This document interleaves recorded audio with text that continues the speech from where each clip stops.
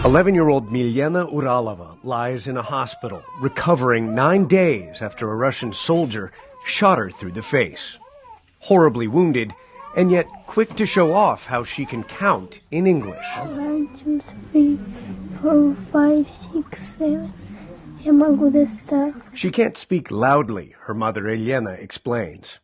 She has a bullet wound to her jaw and the base of her tongue, she says. The bullet was lodged in her throat near her carotid artery. Milena does gymnastics. She's going to show me a couple of videos. This was Milena before Russia invaded Ukraine, flipping and dancing. But now she can barely walk. We met Milena here in a makeshift bomb shelter in the basement of a children's hospital.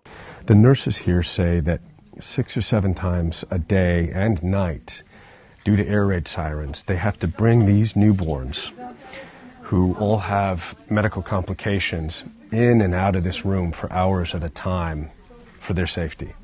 The windows protected by sandbags. On March 16th, Elena, her 2 daughters and mother-in-law fled from the Ukrainian port city of Mariupol after enduring weeks of Russian bombardment, jumping into the back of a car with 2 strangers to escape. They navigated many Russian military checkpoints, and then at around noon, Elena says, they made a turn towards the town of Vasilievka and stumbled across Russian soldiers who opened fire on the car without warning. We started turning, and that's when they started firing at us from submachine guns. After that, of course, the driver stopped.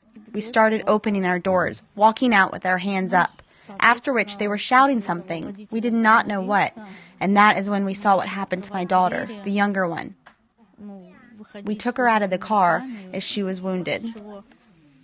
Her mother says, realizing their mistake, the Russian soldiers gave her daughter first aid and sent her to a nearby hospital in the Russian-occupied town of Tokmak. A Red Cross vehicle later brought her to this hospital for life-saving surgery.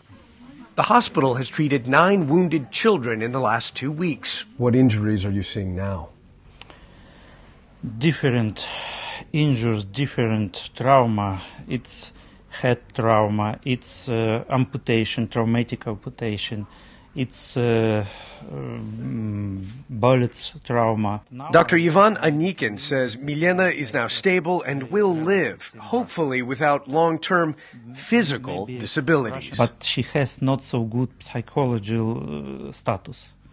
She worries, she cries, she afraid different sounds. Milena's mother has a message for the Russian soldiers who shot her daughter. Go back home. Why are they here? They are mercenaries who don't care about us. Don't care about the situation in this country or this war. They don't care who they are shooting at. As for Milena, she shows photos of her cats, Musia and Busia, and looks forward to one day going back to doing gymnastics. Ivan Watson, CNN, Zaporizhia, Ukraine.